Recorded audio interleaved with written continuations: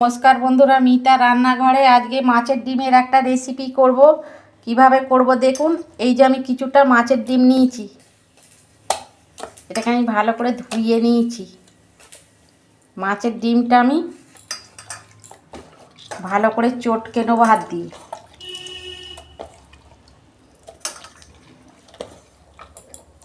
দেখুন বন্ধুরা, মাছের ডিমটা আমি ভালো করে চটকে নিয়েছি হাত দিয়ে।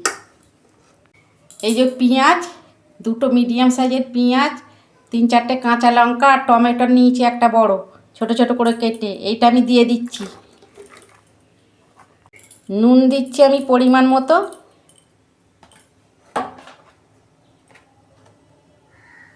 হলুদ দিচ্ছি অল্প।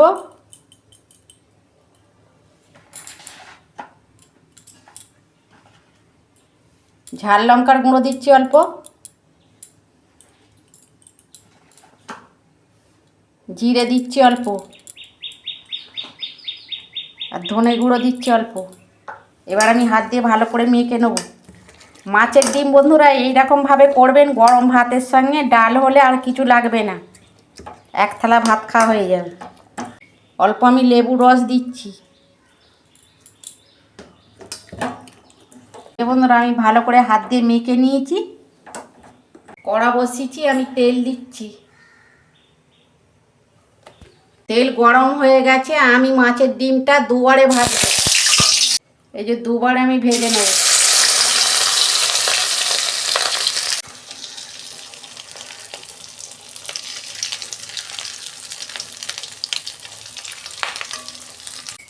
বন্ধুরা আমি চারিদিকে খুন্তি দিয়ে একটু ছড়িয়ে দিয়েছি। এবার আমি ঢাকা দিচ্ছি ডিমটা। দেখুন বন্ধুরা, আমি ঢাকনাটাকে খুলছি। ডিমটা আমি উল্টে দেবো।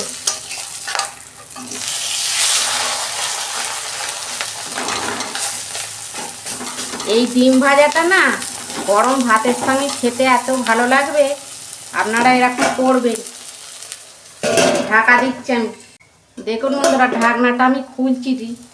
আমার মাছের ডিমটা ভাজা হয়ে গেছে, আমি এবার কেটে নেব।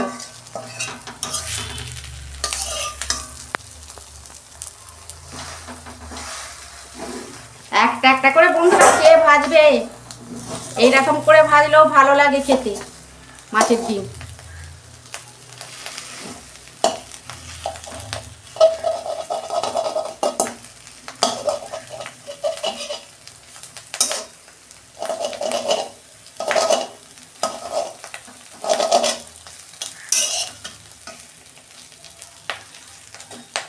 হয়ে গেছে, আমি তুলে নিচ্ছি। আমি আর ছোট করবো না, আপনারা ছোট করতে পারেন। কত সুন্দর ভাজা হয়েছে ডিমটা। মাছের ডিম বলে বোঝাই যাচ্ছে না, মনে হচ্ছে পোলট্রির ডিম ভেজেছি। ওই কড়াতেই আমি তেল দিচ্ছি, আর কিছুটা আছে তো ভাজবো। বন্ধুরা এই মাছের ডিমে না বেসন দিলে অতটা ভালো লাগে না, এমনি ডিম এরকম করে ভাজবেন, খেতে ভালো লাগবে। তেল গরম হয়ে গেছে, এই ডিমটা দিয়ে দিচ্ছি।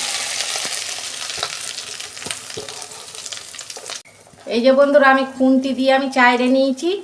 এবার আমি ঢাকা দিচ্ছি 2 মিনিট, গ্যাসের ফ্লেমটা আস্তে করে। দেখুন বন্ধুরা, আমি ঢাকনা খুলছি। এই যে মাছের ডিম ভাজা হয়ে গেছে, আমি গ্যাস বন্ধ করে দিচ্ছি। আমি এই ডিমটাকেও কেটে নেবো। আমি আগে প্রথমে উল্টে দিয়েছিলাম।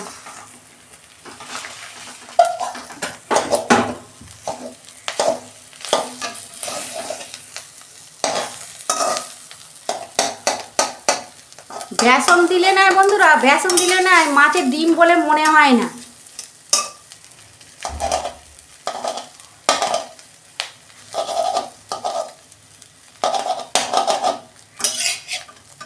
আমি বড় রেখেছি, আপনারা ছোটও করে নিতে পারেন। এইরকম ডিম ভাজা বাচ্চারাও খেতে ভালোবাসে, লঙ্কাটা একটু কম দিলেই হবে। মাছের ডিম তো সেই জন্য আমি একটু ঝাল দিয়েছি।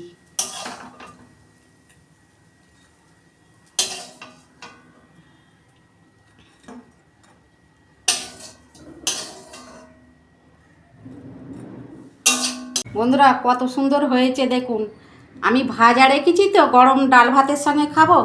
আপনারা এরকম করে ভেজে ঝালও করতে পারেন, ওটাও ভালো লাগবে।